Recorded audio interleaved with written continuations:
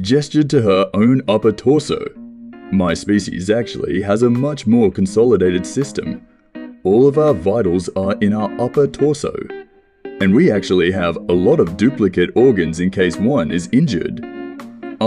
These for example are actually my digestive organs. She gestured to what George had misidentified as mammary glands. We expel the things that our bodies can't use or handle through these nubs here as a liquid. She gestured to one of said nubs that was poking through the fabric of her dress, which had been initially responsible for the track George's mind had been following since he first saw her. George blinked in mild consternation. Well, that's certainly one massive difference. You said that you have two stomachs. He nodded. It's kind of weird for me to hear only have one, or that it would be located that low on your body. A lot of species I'm familiar with have multiple. Although she mused, I suppose I can see how it would work. You probably just have a longer esophagus instead of a long bladder, right? George tilted his head. Actually, there's over 40 feet of digestive tubing curled up in my gut. As far as digestion goes, my people have long everything. Ace did a small double take, F40 feet. That's... How? George shrugged. Humans are built weird. Then he raised his hands and gently patted the sides of her waist. So if it's not your digestive tract, what's here? Mentally shook herself and focused again. Have to keep him from thinking, I'm a good mate. That's actually my reproductive system. My people give live birth to multiple identical offspring, so we need lots of room for the little ones. There, she thought triumphantly.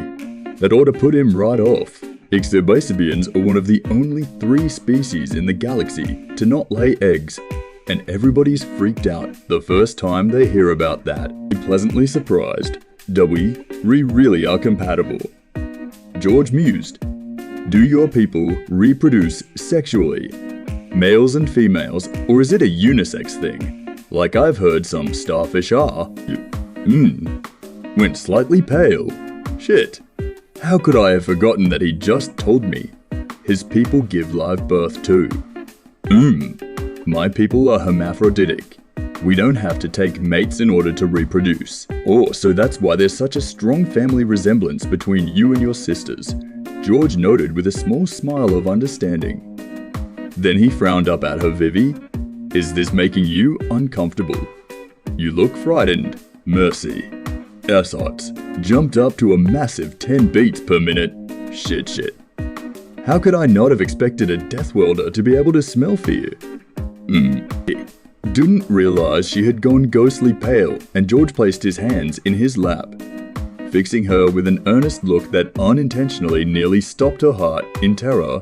Vivi, I'm not going to hurt you, and I don't want to make you uncomfortable.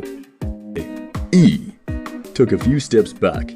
Then why are you looking at me like I'm food? George tilted his head, confusion coloring his features, and NWE was once again reminded of a large Plusu food. This isn't how I look at food. Are you thinking that I'm some kind of ultimate apex predator that's got a hair trigger between pack and food? Please tell me you're not. That's nothing like what I am. Nothing at all. Then what are you like? Estai demanded, her terror only slightly alleviated by his words and the disappointment she could feel radiating off him.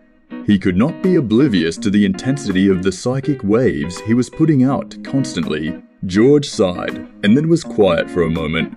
We are civilized, you know. We've even achieved spaceflight. Not that most of us actually care. We've never been contacted by anyone else that we have credible record of, and we haven't cracked trans-relativistic travel yet, or anything anywhere close to it. Even our fastest ships wouldn't reach the next solar system in one of our lifetimes, and our civilization sprang up at multiple points across the world, back when it was just getting started, resulting in numerous and vastly different cultures. Regret radiated off him. We're not separate species, but the way our leaders act and want us to act, you'd almost think we were. My people have waged war against each other for as long as we've existed. It's an integral part of our existence, and we are very good at it. Yes, you thoroughly proved that when you massacred an entire battalion of one of the most feared armies in the galaxy. "Aye," replied nervously. George blinked in shock and then sat forward. "Please repeat. The Exertanim are one of the best equipped and deadliest armies in the galaxy." He reiterated, most species could never defeat an Exertanim warrior in one-on-one combat, even if they're unarmed. You laughed at them bombarding you with enough radiation to outright incinerate any known creature in the galaxy, and then ripped apart an army of them. Why exactly shouldn't I be scared of you when you look at me while emitting Psionic waves of such intensity? George looked utterly stunned by the revelation, and the shock radiating out from him was so powerful, it almost knocked Pt6. Reeling just from being too close to it, George looked utterly stunned by the revelation, and the shock radiating out from him was so powerful, it almost knocked Pt6. Reeling just from being too close to it, George made a strange sound, and then, "You can interpret my Psionic signature?" "Of course I can." Erdua exclaimed, "How could I not, when you're blaring your emotions for the entire galaxy to hear? You nearly rendered me unconscious. Just a moment ago, with your Psionic attack."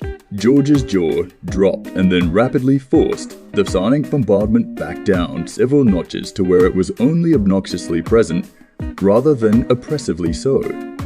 "Psionic attack? I didn't do anything."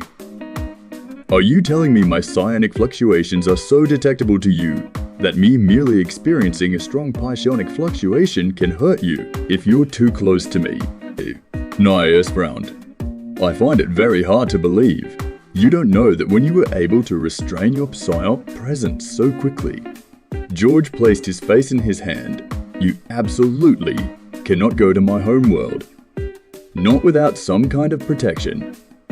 My psionic fluctuations just now were nothing compared to what an average human experiences on a regular basis.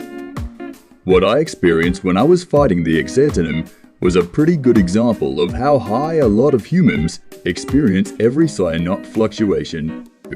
O.E. shuddered. "That was weak for your people. How can something so fearsome in every aspect exist?" Then something occurred to her, and she forced a smile. "Well, surely there aren't very many of you, right? Beings as fierce as you are, with your low birth rates and constant warfare, living on a Class 6 death world, no less. Surely there can't be more than a few thousand of you."